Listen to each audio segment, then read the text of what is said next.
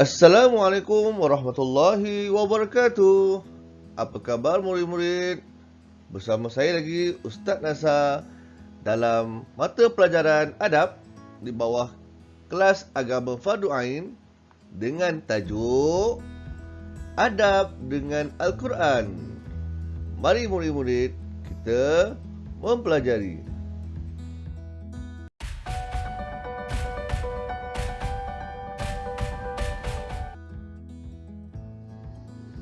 Ya murid-murid, murid-murid tahu apa itu Al-Quran? Kenal Al-Quran? Pernah membaca Al-Quran? Ya murid-murid, jom kita membaca surah Al-Baqarah ayat 1 hingga 2. Bismillahirrahmanirrahim. Alif Lam Mim.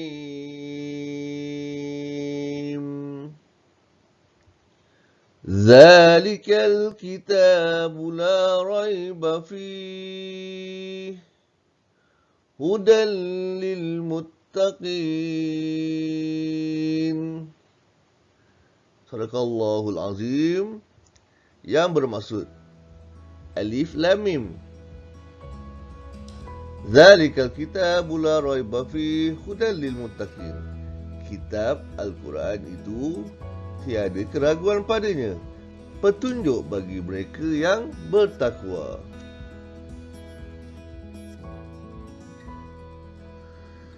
Murid-murid dah mendengar bacaan surah Al-Baqarah itu tadi? Jom Ustaz terangkan apakah yang dimaksudkan dengan Al-Quran. Yang pertama, Al-Quran ialah kitabullah. Al-Quran merupakan kalamullah. Al-Quran adalah kata-kata daripada Allah. Al-Quran diturunkan dan diwahyukan kepada Nabi Muhammad sallallahu alaihi wasallam. Al-Quran menjadi pedoman hidup bagi umat Islam. Kita wajib menghormati Al-Quran. Kita perlu menjadikan Al-Quran sebagai landasan kehidupan kita sepanjang hayat.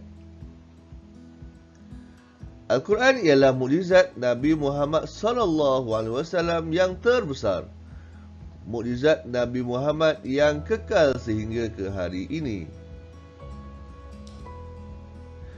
Al-Quran dipelihara oleh Allah sehingga hari kiamat.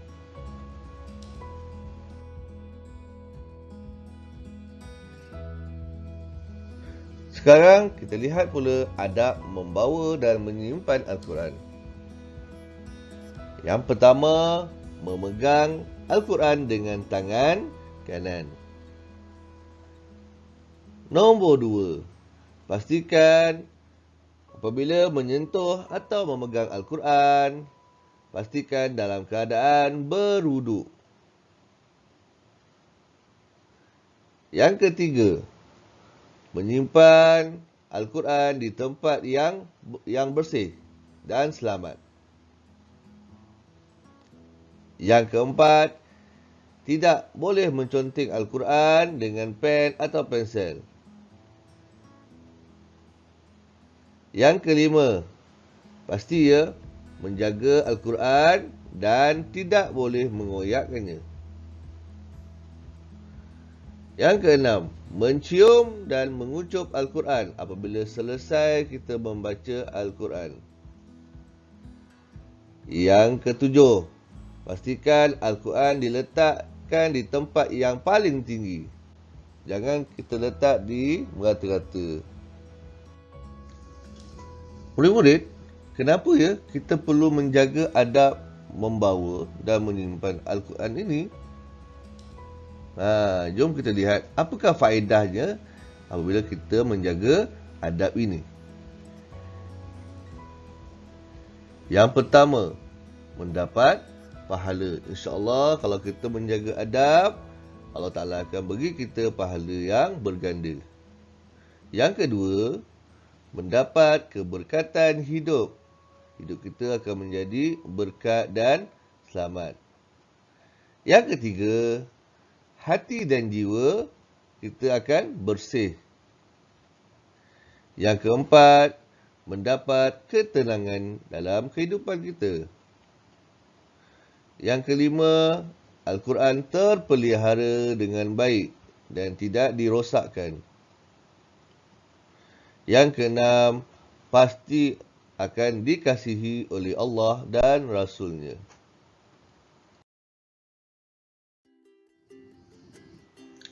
Murid-murid sudah lihat bukan? Apakah faedah yang kita akan dapat kalau kita beradab dengan Al-Quran?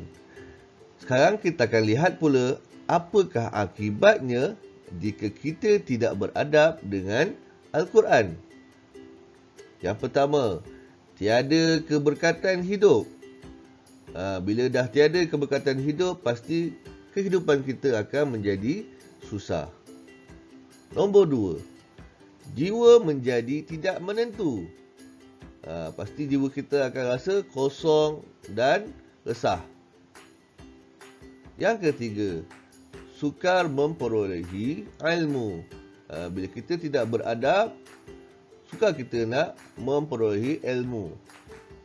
Tidak kiralah ilmu duniawi ataupun ukhrawi.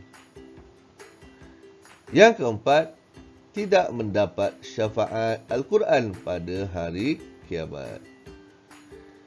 Yang kelima, pasti akan dibenci dan dimurkai oleh Allah SWT.